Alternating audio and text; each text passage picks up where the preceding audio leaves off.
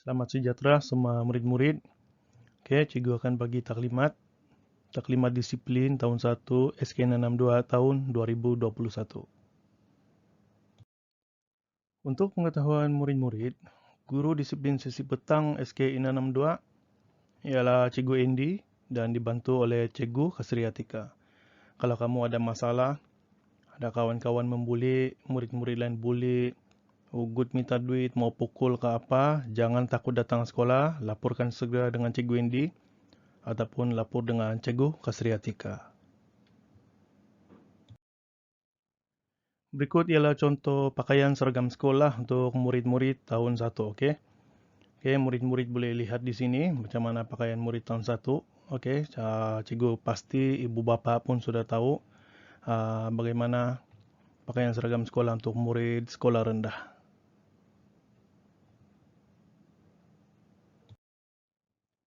Baik, potongan rambut murid lelaki. Okey, seperti yang boleh dilihat pada gambar ini, pada pandangan hadapan, rambut tidak boleh melebihi separuh dahi. Rambut berfashion dan berwarna juga tidak dibenarkan sama sekali. Untuk pandangan sisi ini, sideburn atau jambang, kalau ada jambang lah, tidak dibenarkan bagi pelajar lelaki. Untuk pandangan belakang, rambut tidak boleh menyentuh atau melepasi kollar baju. Baiklah, ini adalah contoh potongan rambut untuk murid perempuan, lebih kepada murid-murid perempuan yang bukan beragama Islam. Okay, di sini cuma ada gambar, kamu boleh nampak ini adalah cuma panduan sahaja. Okay, panduan saja. Yang paling penting sekali rambut berfashion dan berwarna itu tidak dibenarkan. Lain-lain tu macam biasa, kalau rambut pendek boleh lepas macam ni. Jangan sampai rambut tu tutup mata kalau yang rambut pendek. Kalau rambut panjang pula harus diikat dengan kemas.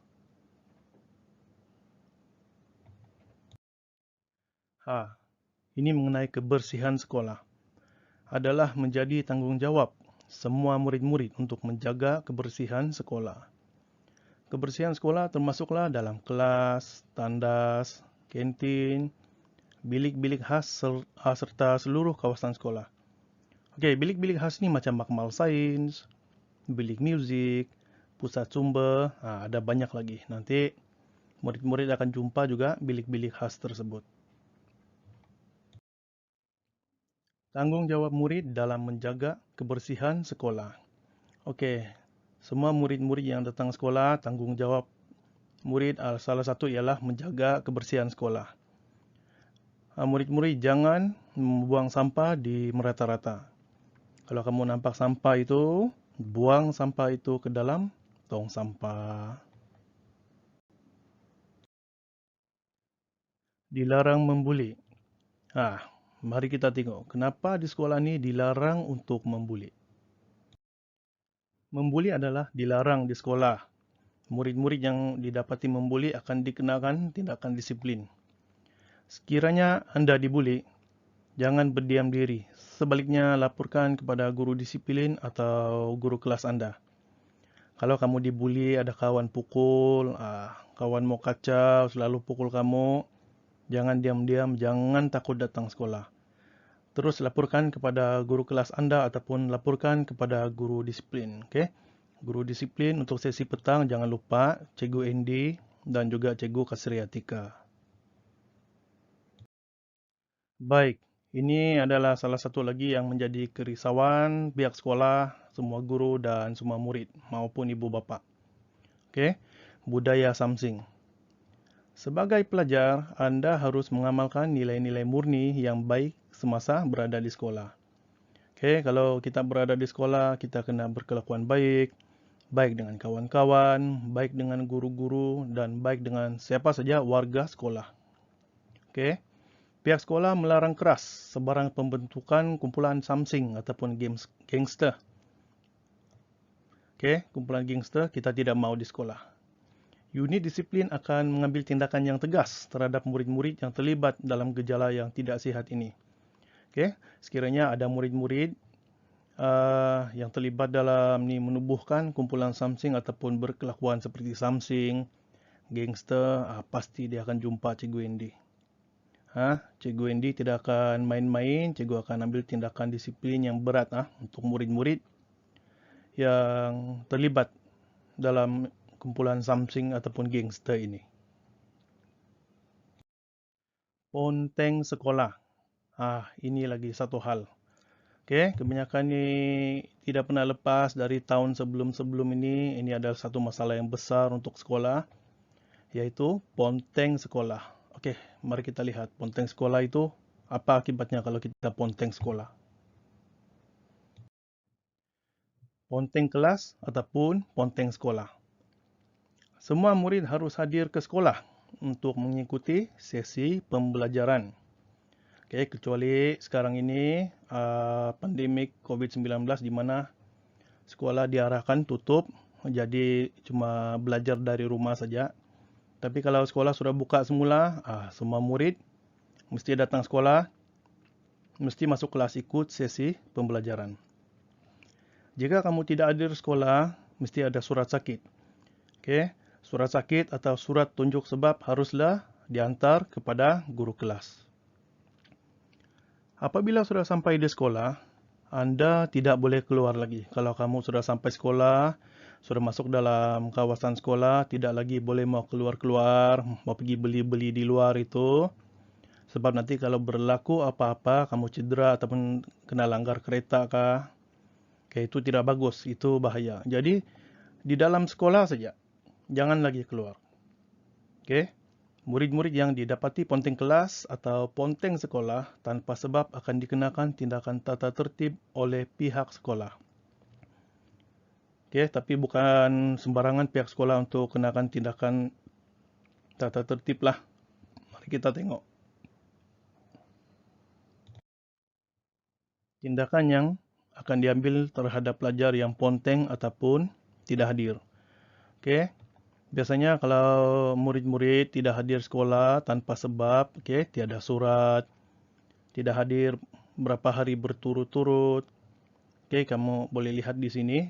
Kamu juga boleh dapatkan buku disiplin di kedai buku untuk maklumat yang lebih lanjut. Cikgu tunjuk di sini, ini adalah keratan dari dalam buku disiplin yang ada di sekolah. Kalau tidak hadir tu diberi amaran lagi, kaunseling, dan tindakan yang paling last kalau tidak juga datang sekolah akan digantung sekolah. Sama juga dengan yang di sebelah ini. Kalau yang lewat datang sekolah, sekali sampai 3 kali, 4 kali hingga 6 kali.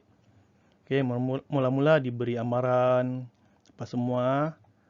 Kalau terlalu kerap sampai banyak kali, 9, 10 kali, kamu boleh rujuk nanti di buku disiplin sekolah.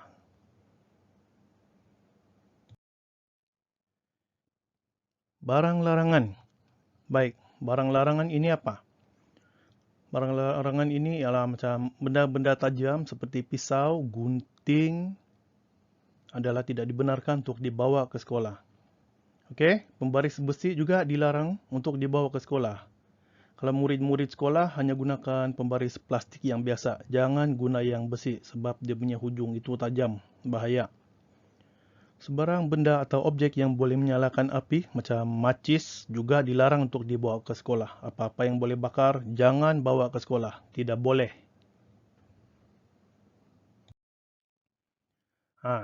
Gunting dan pembaris yang dibenarkan di sekolah. Gunting yang dibenarkan tu adalah gunting jenis macam di dalam gambar. Kamu boleh tengok sini. Gunting yang hujung dia tumpul. Ini lebih selamat digunakan di dalam kelas. Kalau pembaris tu pembaris plastik. Macam dalam gambar ni. Pembaris plastik. Jangan guna pembaris besi.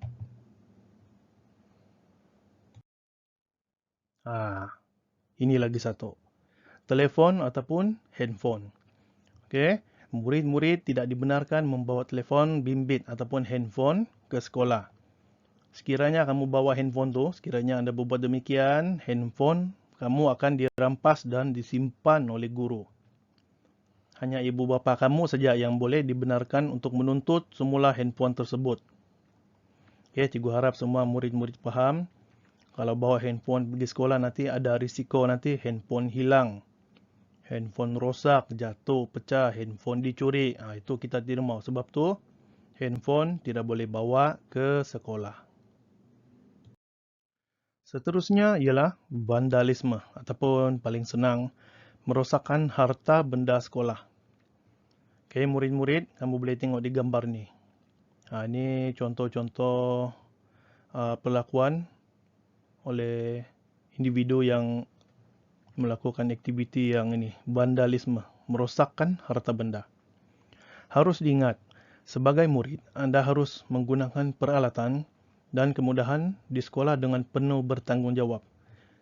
Apa itu peralatan dan kemudahan di sekolah? Macam-macam.